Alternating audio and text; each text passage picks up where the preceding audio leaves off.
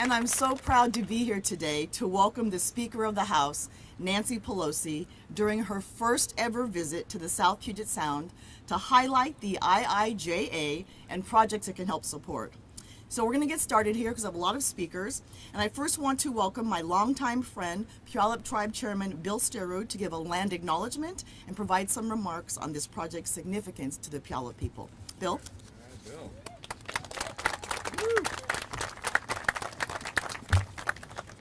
Ms. Speaker, what a beautiful day. Can you believe this? Spring's back. COVID's going away. We're back to kind of being normal. I just got a few words to say. Thank you, Congresswoman Strickland, for the introduction. Welcome, everyone. Welcome to the lands and waters of the Medicine Creek Treaty Tribes. As mentioned, I'm Bill Sterud, Chairman of the Puyallup Indian Tribe. I'm honored to be here with so many people, especially the great Pelosi. I'd also like to acknowledge my fellow tribal council members here in attendance. Vice Chair Sylvia Miller, Annette Bryan, James Rideout, Monica Miller, and Fred Dillon. And also a special, they work really hard, work well together. We have a lot of things going on. I'm lucky to be able to work with them. Also, some of our unsung heroes, our fisheries staff. So I'm going to call out Russ Ladley, Lake Smith, and the Puyallup Tribe Fisheries Department. Really. They keep our fish, raise them from the egg and take them all the way through. Very helpful. They work well with all of us. We're lucky to have them. And of course, welcome Willie Frank, the chairman of the Nisqually tribe. We share this area for a long, long time before we were around. And I'm honored that he's here and being a part of this. Congressman Kilmer, there's Derek. And Bruce Stanmeyer, he's not here today, but he's an important player in all this. Like all the people around here. You're all part of this, keeping the water clean, keeping the fish alive.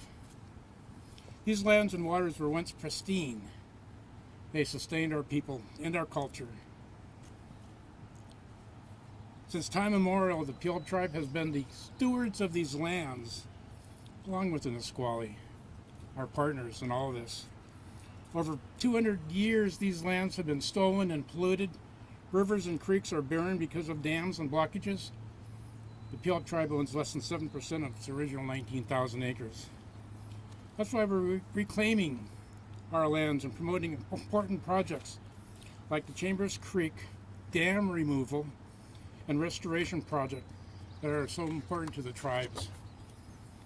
Many projects that come before this bipartisan infrastructure law help us with the work we do to protect and preserve our homelands and protect our sacred fish and wildlife.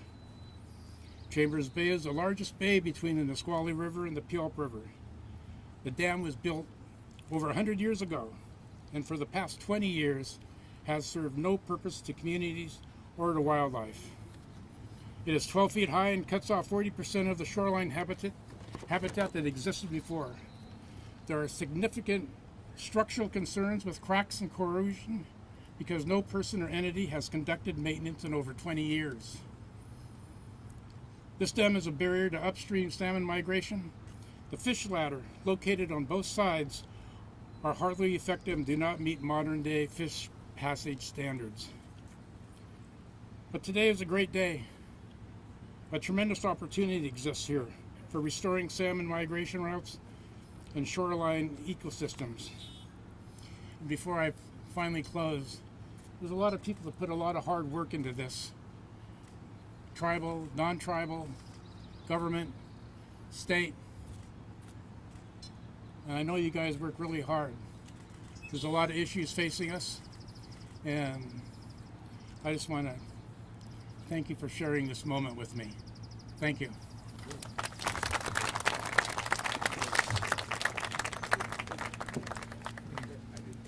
Thank you, Chairman Sterud. My name is Willie Frank III, Chairman of the Nisqually Indian Tribe. My Indian name is Qualashkid, and that was given to me by my grandfather, Willie Frank Sr., who lived to be 104 years old. Right here, he lived his whole life along the Nisqually River. And I want to thank Speaker Pelosi today for coming out and seeing our homeland, the homeland of the Medicine Creek tribes. And everybody who came out here today to take part in this. This is so important to, we got to get out there and get our folks reelected. We got to support Congresswoman Strickland and Congressman Kilmer right now. It's a very important time. We come down here today and you guys see this beautiful river. There's no more time to waste and let our habitat deteriorate in front of us. I'm a fisherman on the Nisqually River. My father, Billy Frank Jr., he lived to be 83 and he was still fishing in the Nisqually at 81 years old. You know, seeing that energy and that passion, and seeing our speaker. Last night I was with her in Seattle, and I was telling my council who's here today, I don't know how she has energy. For one, like I'm tired, and I didn't come back from across the world here, you know. So you know the passion that our elders and our leadership have for making this a beautiful place. Today I brought my council with me. I'd like to acknowledge them here today. We have our Vice Chairwoman, Antoinette Squally, who is one of our language speakers. We have Secretary Jackie Whittington, Treasurer Dave Ayel, 5th Councilwoman Shay Squally, and 7th Councilwoman Leanna Scott.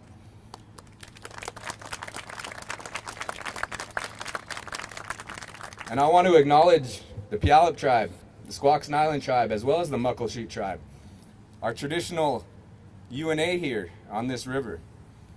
We commit our whole life to protecting salmon habitat. We all know that we have problems out there with clean water, with healthy water, a healthy environment for the next generation. You know, we have a young council at Nisqually, and it's great to see the energy and the commitment to positive change for everybody. And having the opportunity to spend the evening with you, you got me so motivated last night. I want to tell you that though, really, you know, because seeing that gives us all the strength to come together here in the state, in this beautiful area right here. We know that we got to clean it up. We know the dam has got to go. We know we got shoreline restoration projects that we got to come together on, not just tribes, but we need everybody here in this great state to come together and be willing to work together and have some tough conversations, but do what's right for this great state and this beautiful area that we live in today.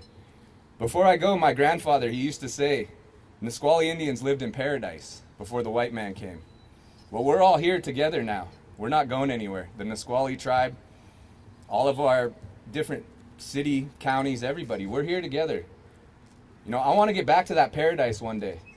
And I don't want to be that generation that is showing you guys this fish in 5, 10, 15 years and saying, hey, we used to catch these in the Nisqually River. Your grandfather used to catch these, your great-grandfather. You know, there's a lot going on here in the state, and it's time for all of us to come together and start doing what's right for the salmon and keep moving forward. You know, my father always said, stay the course. And before we came out here today, I gifted Secretary homemade engraved picture of my father, Billy Frank Jr. And yep, you can show it off here. You can definitely show that off because what we're doing, everybody knows there's a statue going back to Washington, D.C. And it's going to be my father for one, but what he meant to all of our tribes here in the state of Washington, to all of our people here in the state of Washington. He could bring us together, and we have differences, but we can come to the table, break bread, and figure out the solution for this. You know, so seeing my father's statue going in Washington, D.C., I don't think it's hit me yet. But if anybody knew my father, it wasn't about him. He'd be laughing right now. He'd say, I don't want any of that crap. He'd say, I want you guys to come together and protect this environment. I want you to protect these salmon that run in here. We manage 80 miles from Mount Rainier to the mouth of the Nisqually River. And this is our traditional areas here, the Squally Chute Creek. All of our water is right here in this area. So it's our job, and I'm going to put out a challenge, everybody here. You know, we have to do a better job of keeping this beautiful place green, healthy, and surviving for the next generation. So I took a little bit longer, but thank you very much for coming out. And I think we got a beautiful day today. Thank you. Thank you very much, Chairman, for your very passionate words. And I'm going to move on now to some folks that I've known for a long time and I serve with, but I always want to make sure I point something out. Here in the South Sound, Madam Speaker, here in Pierce County, we come together when it matters. We have the ability to put some differences aside at times and just figure out this is what matters for the common good. And this project and the amount of support that we have here, Madam Speaker, is a testament to that philosophy here in the South Sound. And before I do that, I want all the elected officials and people representing their offices, could you please just stand for a second so we can thank you for your public service? I can't do a roll call, so. So Janny Hitchens, Ryan Mello, the Deputy Mayor of Tacoma, thanks for being here, and Kent Keel. And then I also would like to acknowledge our partners in labor. We have a lot of folks from labor here, so could you just raise your hands and be acknowledged, and thank you so much for being here today. And then we have folks from the environmental community. Could you please raise your hand and be acknowledged, and thank you for being here. So as you see, Madam Speaker, when it matters, the South Sound comes together just as your father wished we could. Okay, so now, it is my pleasure to introduce another longtime colleague and friend, the former mayor of Lakewood and now executive council of Pierce County and City of Lakewood council member, Don Anderson. Don is known for his commitment to this community, and when I first got elected to office, he was the first person to meet with me and actually pitch this project. So, Don, please join us. Thank you. Madam Speaker, honored guests, what a wonderful day, wonderful spring day to be in Pierce County, Washington. And I'd like to welcome you to Pierce County's Chambers Bay properties. I'm happy to be here on behalf of Executive Dameyer, who regrets he is unable to join us. His longtime mentor, Slade Gorton's memorial service is happening at the same time here. But we're really excited to share this wonderful project with you as we build partnerships like Representative Strickland has mentioned. This project will continue the restoration of an over 100-year-old industrial site by removing this obsolete dam behind me and restoring the tidelands and shoreline of Chambers Bay. It combines environmental remediation, replacement of an aging bridge, traffic safety enhancements to the roadway along the only link between two adjoining communities. At the same time that it enhances the efforts to restore the salmon fisheries in the area, it will provide living wage jobs and improve recreational opportunities. So thank you so much, Representative Strickland, for being a champion of this project. And thank you, Madam Speaker, for visiting us to see what Pierce County can do to address aging infrastructure and improve the environment when we all work together. Thank you. All right, well, now I have the opportunity to introduce a good friend and colleague, Congressman Kilmer, who represents the mighty 6th Congressional District of Washington State since 2013. He has done so much work to save and restore the Puget Sound, and it's my honor to serve with him as the co-chair of the Puget Sound Recovery Caucus. Ladies and gentlemen, Congressman Kilmer. Okay. Well, first of all, I want to thank Speaker Pelosi for coming and welcoming her to the better Washington. So grateful for her leadership. I also want to thank Marilyn Strickland, who is an outstanding tag team partner as we work to recover Puget Sound, to restore our salmon. As Marilyn mentioned, we co-chair the Puget Sound Recovery Caucus, and she is just fierce and working on behalf of protecting these waters. Also just want to acknowledge Chairman Sterud and Chairman Frank, who are just outstanding partners. They serve really as our conscience as we work on protecting our waters and the species that depend on it. So here's the headline. This new infrastructure law is a big deal. It is a big deal. It's about recognizing that we can't compete in a 21st century economy with 19th and 20th century infrastructure. It's about fixing roads and bridges, and Madam Speaker, you may have noticed there are some parts of our region where the speed limit signs are only there for nostalgic purposes. Fair amount of traffic issues, but we're working on it. It's about connecting people to broadband, recognizing that internet access is not just about whether you can watch Kenobi on Disney Plus, which I'm totally going to do. By the way, happy May the 4th, everybody. But it's about whether you have telehealth access or whether you can take that online class or participate in an online city council meeting. But what has not gotten as much attention out of this infrastructure law is the fact that this new law will make an enormous difference as we work to restore habitat and protect our environment. Sadly, in our region, deteriorating infrastructure and failing culverts have long had a negative impact on water quality and have threatened the salmon that are so important to our identity and to our economy and to tribal treaty responsibilities. And that's why the Washington delegation, including our senators and Representative Strickland and I, led a successful effort to include in that infrastructure law the first ever federal program dedicated entirely to culvert restoration, to remove and restore and replace failing culverts. It is $1 billion to improve fish passage. She knew that.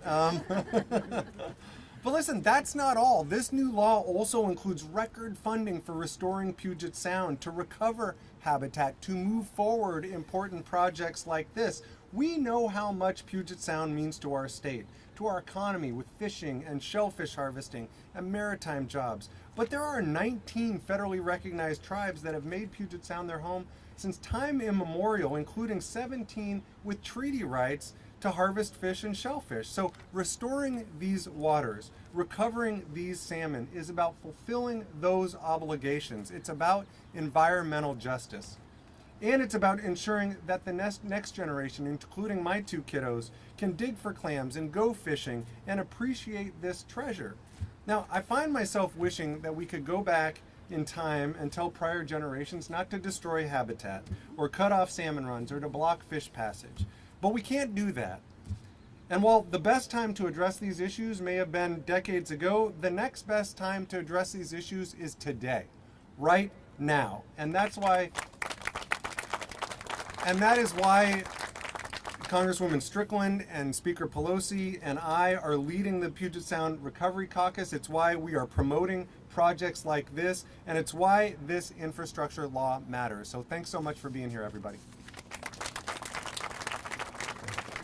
Thank you, Congressman Kilmer.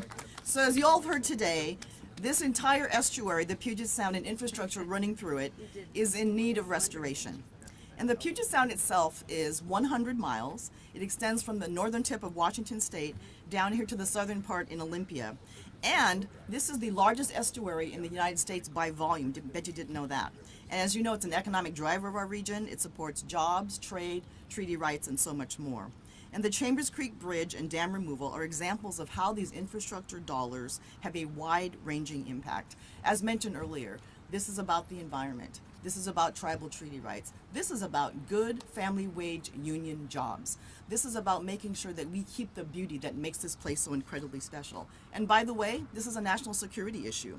There's an access road to Joint Base Lewis McChord, and the military actually uses nearby beaches for training. So this is why we work so hard to get this infrastructure bill passed. As Derek said, this is a really, really big deal. So, a strong coalition of local stakeholders, including tribes, local government, and nonprofits, we are ready to act on this project. And from new funding sources like the Culvert Restoration Grant Program and the Bridge Investment Program, we have the opportunity to actually work on this project and see results. So I want to take a few moments to thank some partners who've been very integral to this project moving forward. I want to thank the Beller family who are helping make this habitat restoration a reality.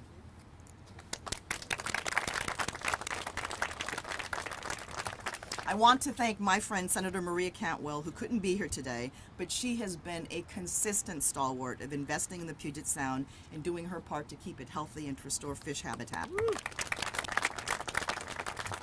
I want to thank the Office of Pierce County Executive Bruce Dymire and Don Anderson, and my colleagues and friends, Council Members Hitchin and Mello, for working with all people to make this a reality. Thank you both. And of course, we are here because Speaker Pelosi is here, and we're just so delighted to have you here in the South Sound, in case you didn't know already. So, it is my distinct honor to hand off the main event here. And Nancy Pelosi is an extraordinary leader as the 52nd Speaker of the U.S. House of Representatives, and she is no stranger to making history during her time in office. She works tirelessly every day for the people, and as Derek and I often hear, for the children. And she has expanded access to health care through the Affordable Care Act for tens of millions of Americans. I don't think you all understand what a monumental act it was to have her leadership to steward that through and make it a reality. She has fought hard for reproductive rights. She helped get this infrastructure package passed that is helping Washington State address the backlogs of deferred maintenance, fixing bridges like Chambers Creek, expanding access to broadband, making sure that our water is in fact clean, and making investment in transits. Hooray for the transit geeks like me. So ladies and gentlemen, it is my honor and my privilege to represent the Speaker of the U.S. House of Representatives, Nancy Pelosi.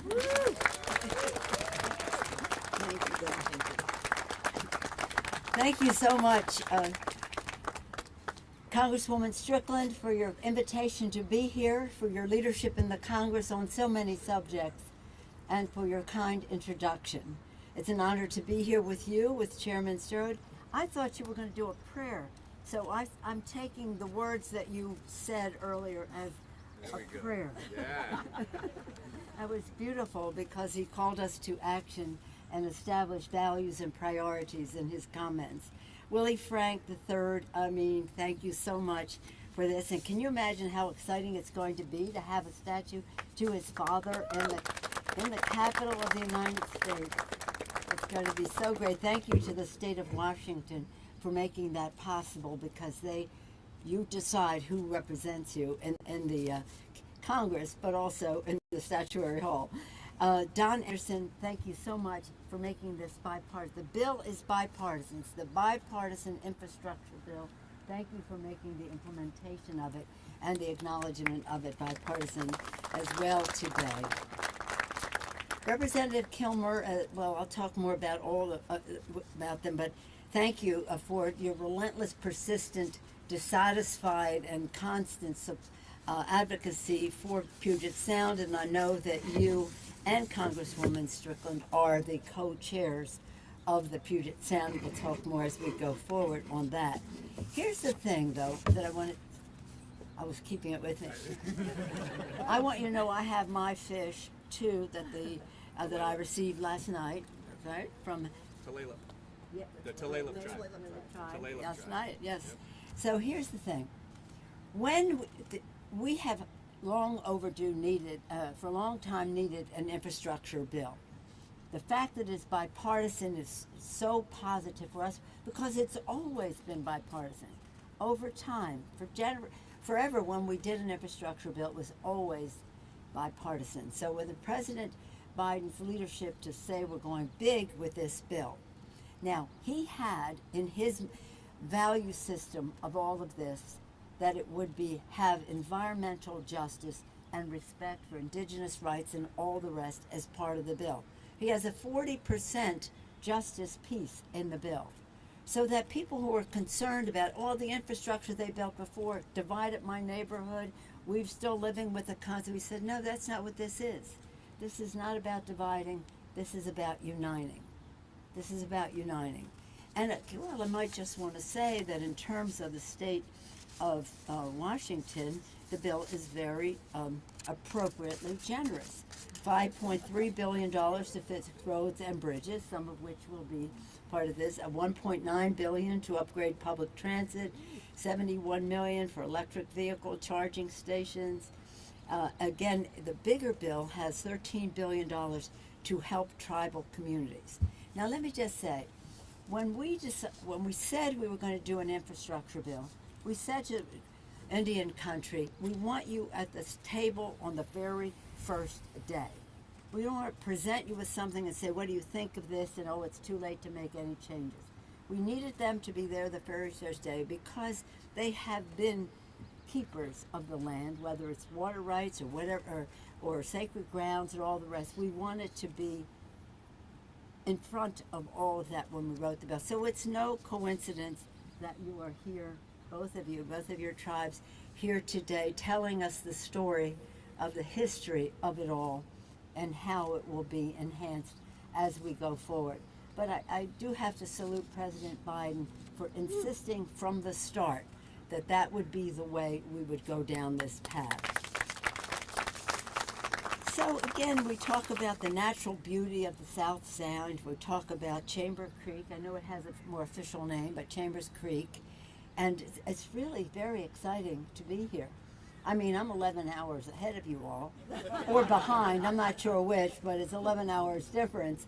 But I couldn't be more honored than to see us right here in this beautiful, beautiful place of nature with the family. Thank you to the family for what you have, the Beller family, for gifting the dam to the local environmental groups. Forterra here? To see Forterra? And thank you so much. So it's public, it's private, it's nonpartisan, it's bipartisan, and the rest. It's very, very important. And you know, you're a model to the country. A model to the country. So let me praise Derek Kilmer. He's chair of the Modernization Committee. He had this idea that Congress should be modernized, and he's the chair of the committee that we established to do just that. Gives him a seat at the chair's tables. Very, very respected in the Congress, and as I said, as we know, alongside Rep. Strickland, the Puget Sound Recovery Caucus, and again, he's on the Appropriations Committee. We call it the Almighty Powerful Appropriations Committee, on the Environmental Subcommittee that has so much to do with all of this. And again, to Chairman Stewart of the. Thank you for reminding us of the history, the heritage, and the sanctity of this land. Chairman Willie Frank, thank you for highlighting the human and cultural aspects at stake in this fight. And again, we look forward to welcoming your father to the Capitol and as many friends. Council Member Don Anderson, thank you for bringing the spirit of bipartisanship to this important occasion.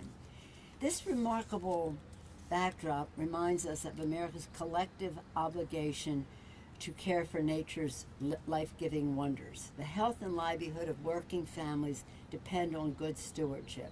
That is why we're so pleased that in the infrastructure bill, we have Davis-Bacon so that we have good paying jobs to our friends in labor. Thank you for that. Again, there is $1 billion that was referenced by Derek Kilmer, but $1 billion to cure culvert blockages and restore fish passage. That came from you all. You saw that need and that we had to commit those resources. And again, $172 billion to conserve Pacific salmon and $89 million to protect Puget Sound. That may not sound like $89 million. We are scrambling for money for San Francisco Bay. Chesapeake Bay, how did this all happen? Puget Sound is leading the way in how to use federal dollars to preserve the critical habitats, build a stronger, cleaner infrastructure, and the rest. And it is, infrastructure is about health. It's about clean air and clean water by, what did I say, transit systems, $1.9 billion to upset transit. Cleaner air for our children to breathe. Cleaner water, getting the lead out across the country. Cleaner water for our children to drink. So it's a health issue. It's an environmental issue, of course, as we do so in an environmentally sound way. It's a commercial issue.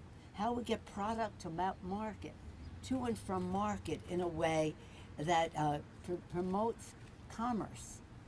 It promotes commerce. And for us, it's a values issue as well, because all of this is to help us preserve the planet as we fight the climate crisis, and Washington State has been so in the lead in all of that. It's a quality of life that parents taking their children to school, or people going to work, and the rest are in the car less, or maybe taking public transit more. But whatever it is, it's saving time for families. So it's a quality of life issue.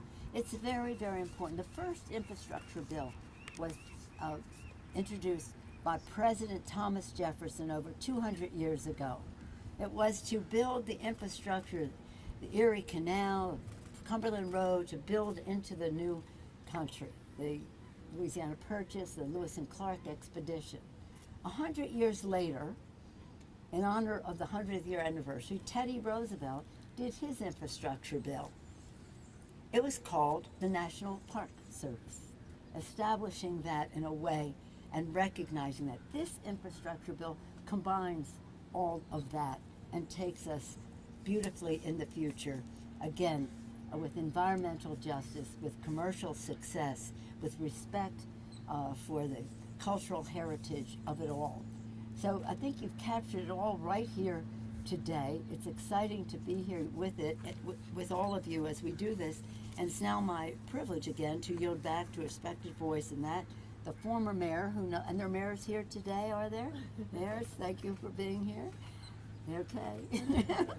My father was mayor and my brother was mayor of Baltimore, so I'm partial to mayors because I know that's how you get work done. And she's been a tireless advocate right from the start, effective from the start in this regard. And here we are to celebrate this a magnificent achievement, but also the great leadership of Congresswoman Strickland and Congressman Kilmer, as well as Maria Cantwell, and all of your congressional delegation. Thank you so much for giving me the opportunity to be with you.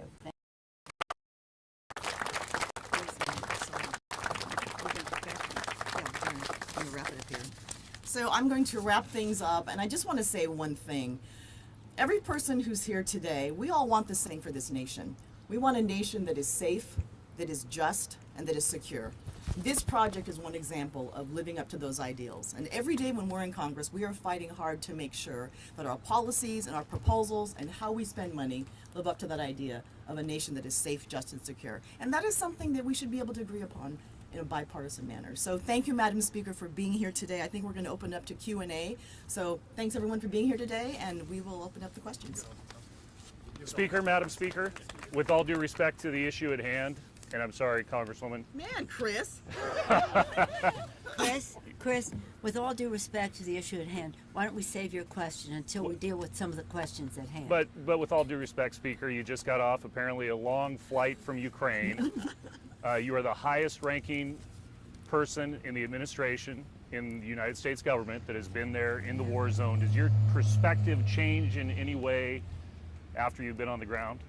Well, Go ahead. what we usually do is take the questions that we're gathered to and then go on to other subjects. So what we'll do is we'll do infrastructure questions first, and then Chris, we're going to parking lot that and come back. For sure. No, I'd be very honored to talk about it. It's so important, and I thank you for your question. But we just want to focus on this for the moment. Any questions on the subject at hand? A little bit more specifics about what projects you're funding and sort of like why those are being funded. So do you want to go ahead? I know you mentioned specific areas, but can you talk about more specifics of those areas? Well, some of them are about the resources that are allocated, but then there will be applications for grants and all the rest. And so important to it all is the local support for an entity. So that will count a lot. How can I say this nicely? We want dirt to fly. So if there is a project that is making an appeal for a grant, we want to have the locality, the locals and the regional support for it and across the board, so that we don't spend the next 5 years in court instead of celebrating in another year that. So again, it's $5.3 billion to fix roads and bridges, $1.9 to upgrade public transit, $71 billion to install electric vehicle charging stations, and then Derek Kilmer referenced broadband and other aspects of this. So it's almost every aspect of infrastructure that is there, but again, not telling people where they should spend it, but listening to the community and where there's a commonality of interest.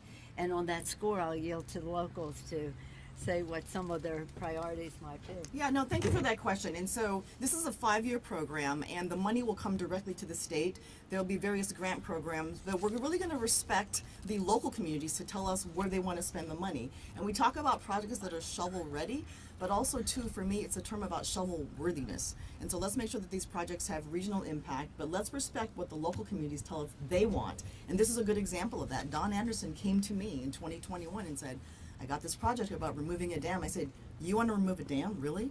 And as we talked about the entire project, there's no one who loses out on this. So I think that's one good example of how this will work. Derek, did you want to add something? You have it. Anything else? Next question on infrastructure. Okay. So,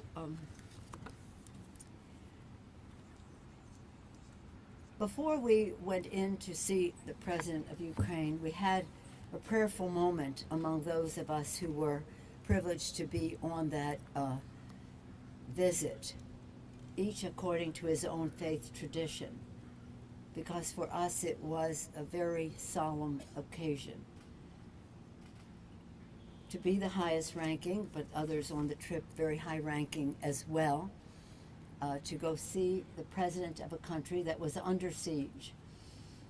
Ukraine, the people of Ukraine are fighting for democracy, their democracy and everyone else's, because Putin has invaded them because they were a democracy, and he couldn't handle a democracy at the doorstep of Russia, where people thrived, loved their democracy, were willing to fight for it in previous times, and then now he thought, and since we were having kind of a family conversation here, let's call it Dawn, imagine he had a band when he went into going into Kiev, he had a band that was ready to lead the charge of the troops because he thought everybody was going to join in celebration. How sick is that? We want dictatorship, not democracy. Let's have a band to celebrate that. And so he was quite surprised, and that was a victory for democracy and the Ukrainian people that they pushed him away from Kyiv, but now the fight is elsewhere. So anyway, the purpose of our trip was to thank the people of Ukraine for their strength and courage, for their courage to fight against totalitarianism, dictatorship, and for democracy. And again, their fight is a fight for the whole NATO, the United, we're part of NATO. So what are the 4 categories that we discussed as to how we could tangibilitize, is that a word, our admiration? That would be sanctions, strengthen the sanctions, see what was working better than others. And the chairman of the Foreign Relations Committee, Gregory Meeks from New York, spoke with great authority on that. That very week in Congress, with the support of our colleagues here, we passed 2 bills already. The Lend-Lease Act, which I signed when I got off the plane 2 nights ago, and it's sent over to the president. He will be signing it right away. So that's it. And then we passed something called, what I call, seize and freeze. Seize the Russian assets, freeze them, and when they thaw, use the money to rebuild Ukraine. I have the Afghanistan right. Ukraine. Because the Russians destroyed it, their money should pay for rebuilding, for the rebuilding of it. So we have sanctions. The next category I would divide into 3 categories: weapons, weapons, and weapons. That is really essential to strengthening their hand, increasing their leverage, and preparing their people for the big fight. We have been generous. We have done many things, and I salute again President Biden for his unifying leadership with NATO and within our own country. This legislation is being written right now as we speak in a very, very bipartisan way. I'll come back to that in a second. The next thing is humanitarian assistance. Half the population of Ukraine is either displaced, refugee, or under fire.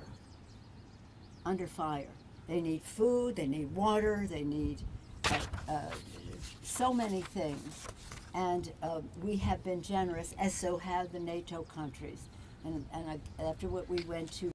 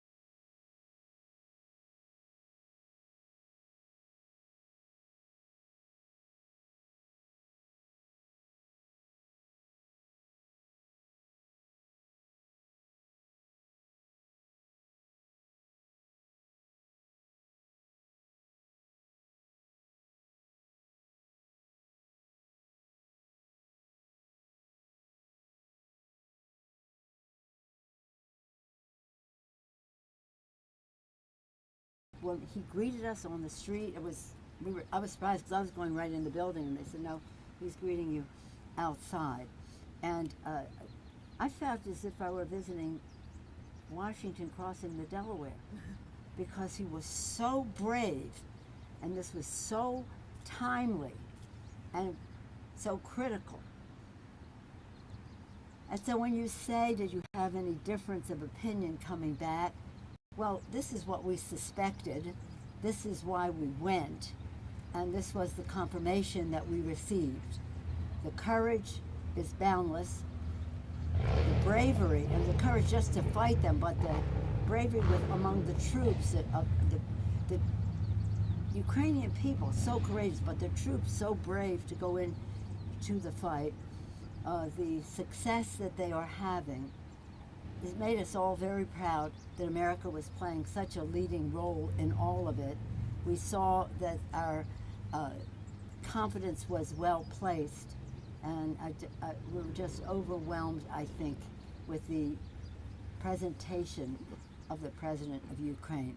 So again, our president has put forth the $33 billion. We'll have at least that. We're writing the bill now, and hopefully we'll be able to vote on it next week. But legislation takes a little time. But time is lives saved if we can get the resources there. Madam Speaker, can the country afford another supplemental spending bill, $33 billion? Can the country afford to at a time when protect our inflation democracy? at a time when inflation is raging out of control? No, that's it. I'm so pleased that you made that little challenge there, because the fact is, democracy is at stake. Our national security is affected by this. And again, the leadership role that we play in the world is one that is essential to the essence of who we are, but important to the rest of the world. The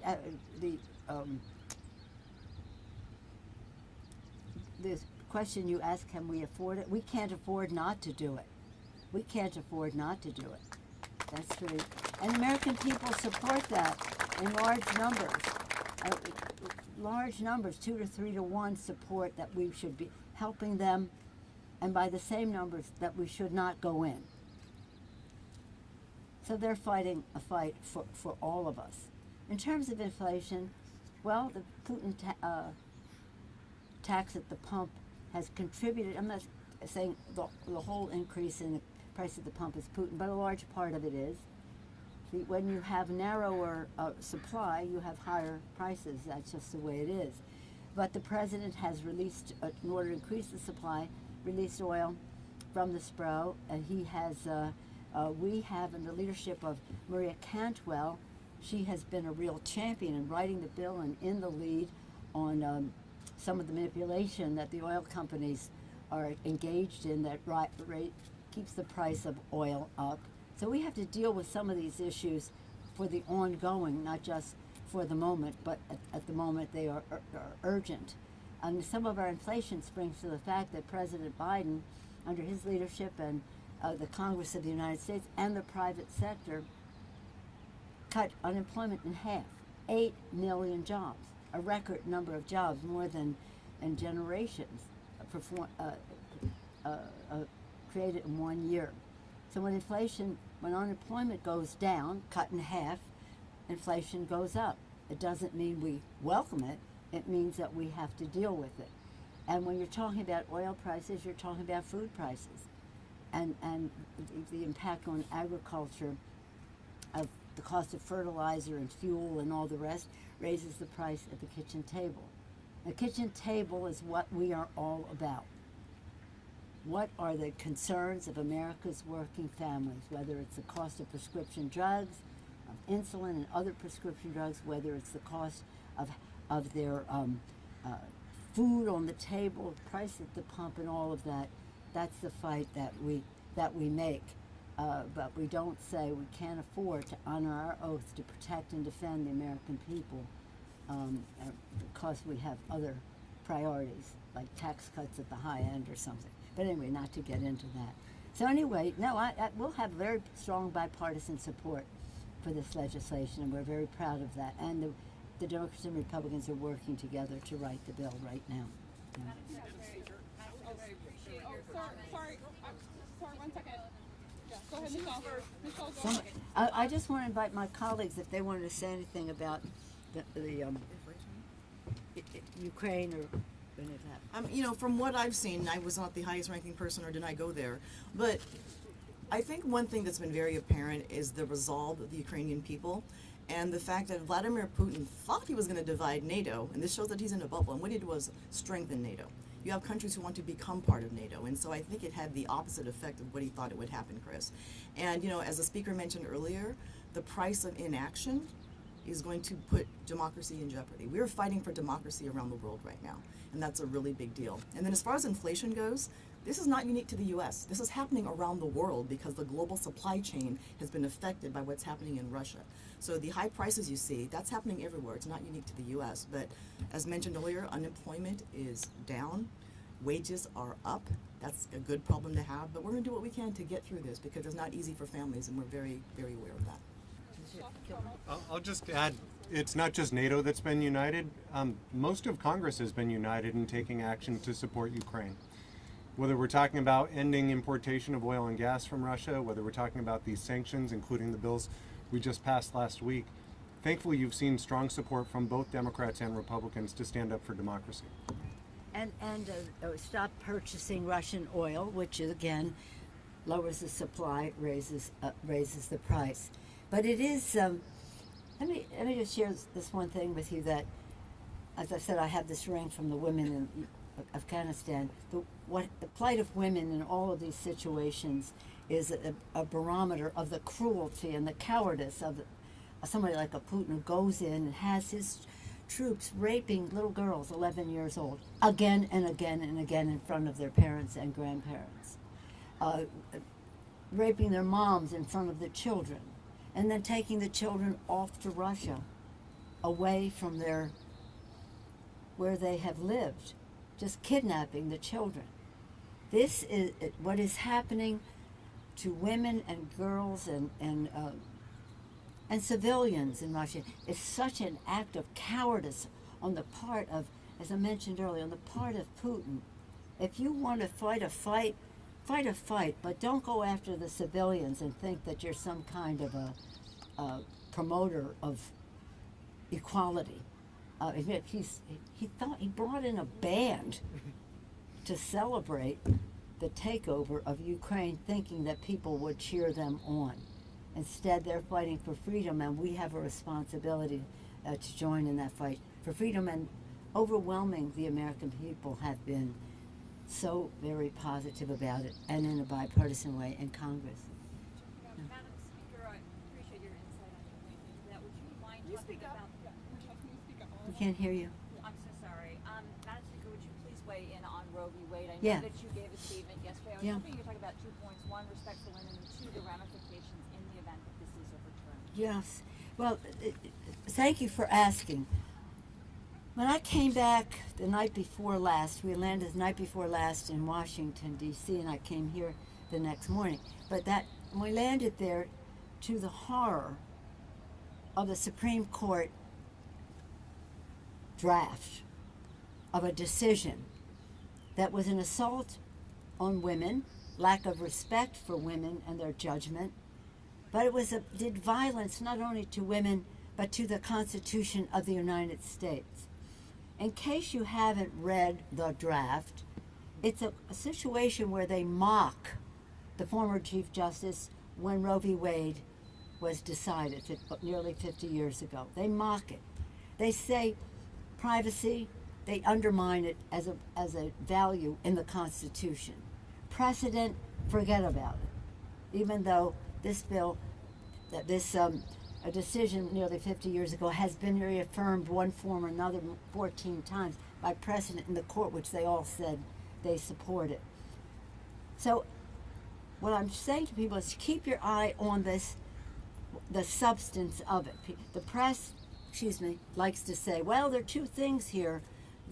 How did the document get released and the decision? Now, the document getting released, okay, let's talk about that. What is important is the substance of it and what it means in the lives. Now, I have 5 children in 6 years and 1 week. Catholic, went to church in Poland and all that. So I respect the views of other people for themselves.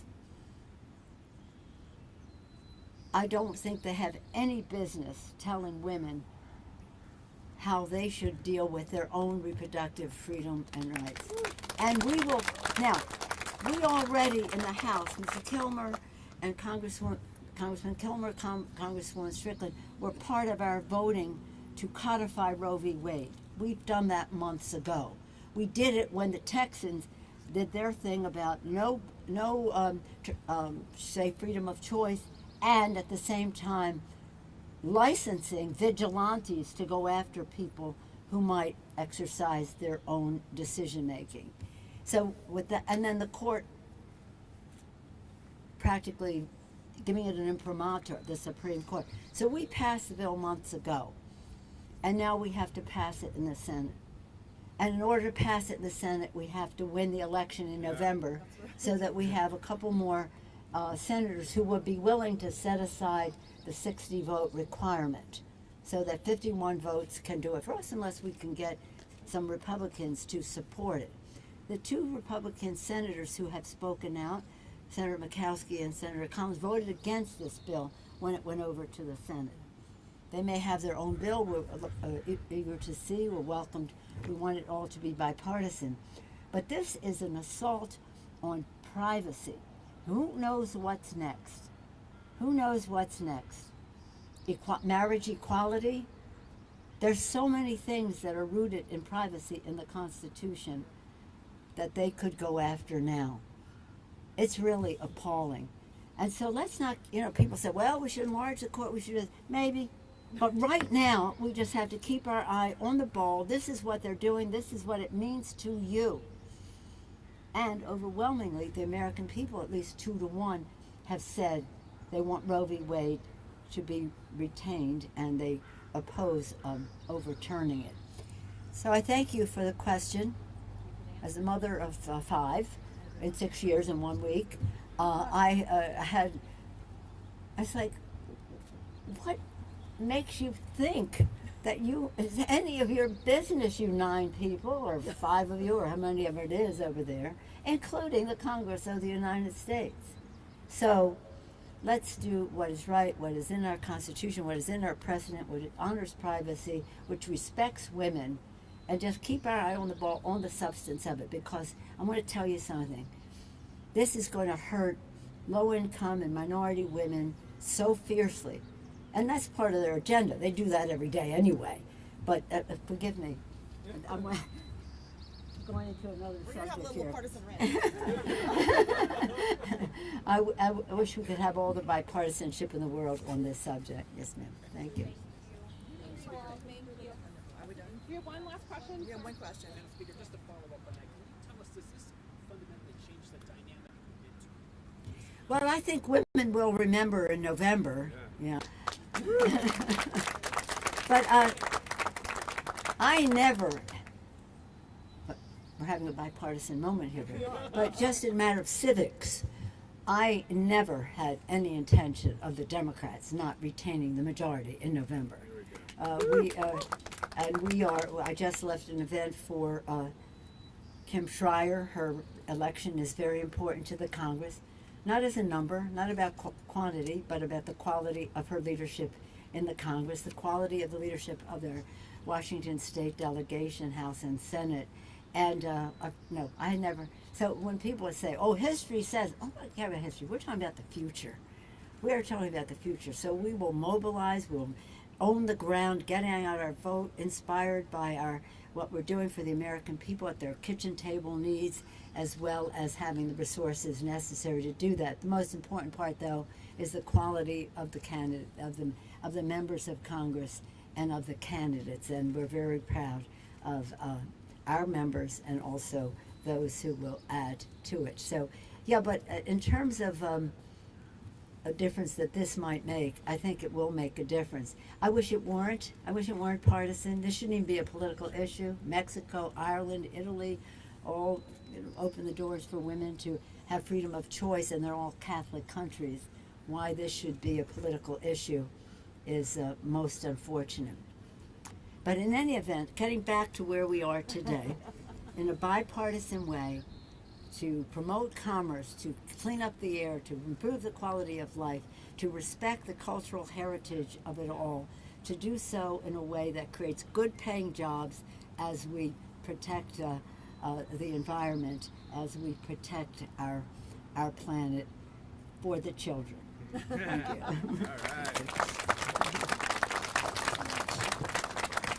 Well, thank you everyone for being here today. Thank you, Madam Speaker. It's been an honor to have you here in the South Sound. I hope this is not the last visit you have, and this ends our formal program. I just want to do one shout out. So we talk about you being history making.